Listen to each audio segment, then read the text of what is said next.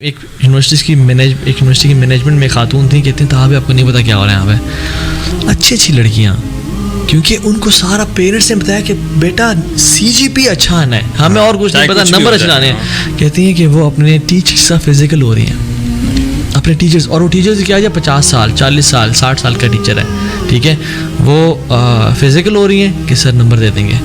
اور اچھا multiple teachers ساتھ، کوئی ایک سبجیکٹ تھوڑی وہ پڑھا رہا ہے، کیوں نمبر آ جائیں. اچھا طاہا بھائی، آپ نے جو یہ بات شیئر کی ہے نا، سبحان اللہ، یہ کہ جو ٹیچرس ہیں وہ بھی ان چیزوں کے اندر انوالوڈ ہیں، اس سے آپ کو پتہ لگتا ہے کہ یونیورسٹی کی جو مینجمنٹ ہے نا وہ بھی کرپٹ ہے.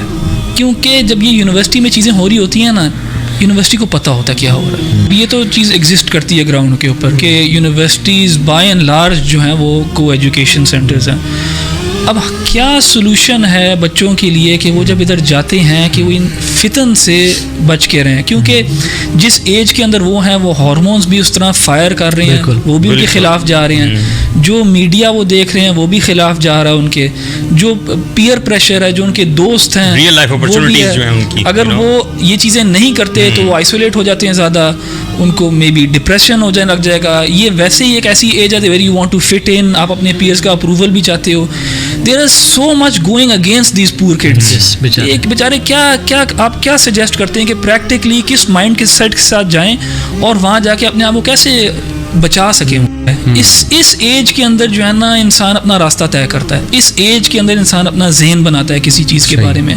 تو آئی تھنک ہماری یونیورسٹیز کے اندر کچھ پازیٹیوز بھی ہیں ان دا سینس کہ اس ٹائم کے اندر آپ دیکھیں گے لوگ بہت زیادہ جو ہیں دین کی طرف بھی آتے ہیں، لوگ بہت زیادہ جو ہیں کچھ نیگیٹو ایسپیکٹس کو چھوڑتے بھی ہیں، پازیٹیو اپناتے بھی ہیں. یہ ہم اپنی یونیورسٹیز میں دیکھ سکتے ہیں. ویسے اس کا اپوزٹ بھی میں نے بہت دیکھا ہے، لڑکیاں حجاب میں آتی ہیں اور کتنے لڑکے داڑھیوں میں آتے ہیں اور وہ اپوزٹ سائڈ پہ چلے جاتے ہیں. یہ جو ایج ہے نا یہ بہت امپریشنیبل ایج ہے، اور اس ایج گروپ آف بچوں کے اوپر اگر کام کیا جائے گا نا تو آپ ان کو لیفٹ بھی لے کے جا سکتے ہو، رائٹ بھی لے کے جا سکتے ہو. اور کام کتنا کیا جا رہا ہے یہ دیکھیں ہیومنس کی نا بیسک سائیکولوجیکل نیڈز ہیں.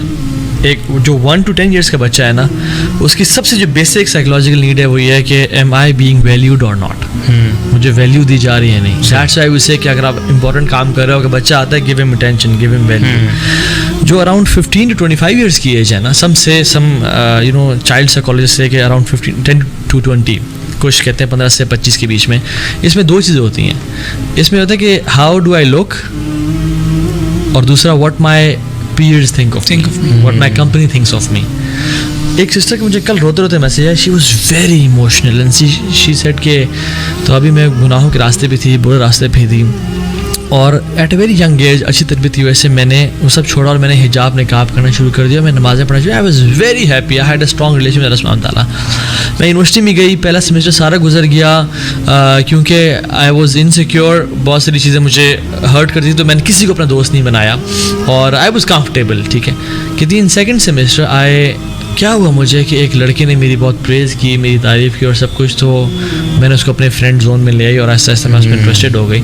اور کہتی ہیں کہ تھابی سب سے پہلے تم جو ہے نا میری حجاب اترا، just to set into that culture. ٹھیک ہے کہ تم بوائے فرینڈ بھی رکھا ہوا اور حجاب بھی کر رہی ہو، یہ کیسے ٹھیک ہے. تو اپنے آپ کو پریزنٹیبل بنانے کے لیے اس کے سامنے اور سارا حجاب اترا.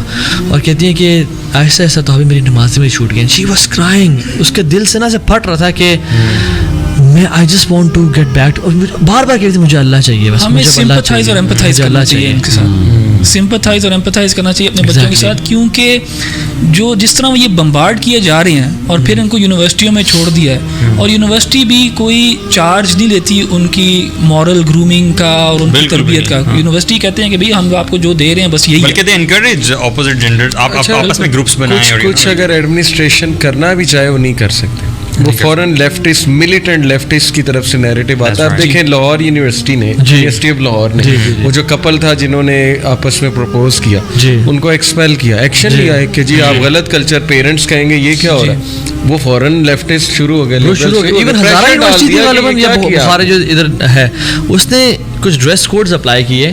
یہ سارے پیچھے پڑ گئے اس کے.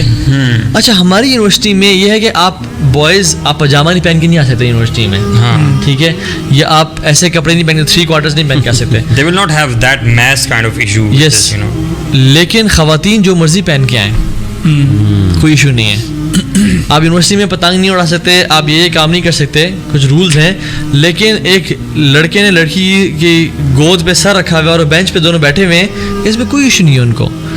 تو سمجھتا ہوں کہ بیسک چیزیں. نمبر 1 از نو واٹس ہیپننگ یونیورسٹیز. اچھا ہم لوگ نے کچھ سمجھ یہ صرف رینٹ کر رہے ہیں, نہیں, we are educating you guys, youth کے ہو کیا رہا ہے, یہ ساری فلاسفی کو سمجھو, ٹھیک ہے. Before going to a university have some knowledge, دینی نالج بیسک, کہ یہ سب کیا ہو رہا ہے. مے بی ایسی پوڈ کاسٹ دیکھو, مختلف ہم نے ان ٹاپک سے بات کی ہے. نو اباؤٹ اٹ کہ آپ کا فوکس کیا ہے, آپ کی ڈائریکشن کیا ہے, کس طرف آپ نے جانا ہے, آپ کا پرپس کیا ہے. اور پیئر پریشر میں آپ نے نہیں آنا. یو شوڈ, جتنا آپ کا کور اسٹرانگ ہوگا نا اتنا آپ کو پیئر پریشر لا نہیں پائے گا. یہ ریلائزیشن کہ اگر کوئی آپ نے اس قسم کے کام کیے ساری زندگی کا ریگریٹ ہے. بالکل ساری زندگی کا ریگریٹ ہے. ہاں یہ جو جوانی کی جو ایج ہے دس ول پاس, پھر تھوڑی سی میچورٹی آ جاتی ہے انسان کے اندر. You don't want to have a past جب whenever you look back آپ کو ندامت ہی اس کے اوپر.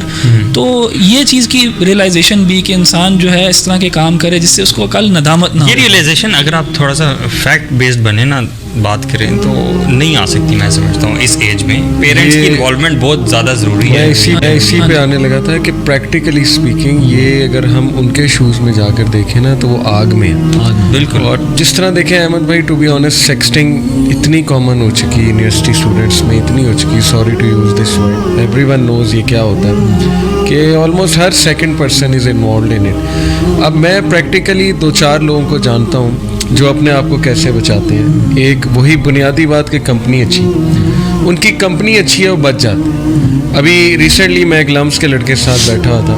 ہی سیٹ کہ لٹرلی میں نماز اس لیے پڑھنے جاتا ہوں, I am hunting for boys, یعنی جیسے ایک بندہ ہنٹ کر رہا ہوتا ہے, hunting in a positive sense کہ I am looking for same minded like minded people in the mask.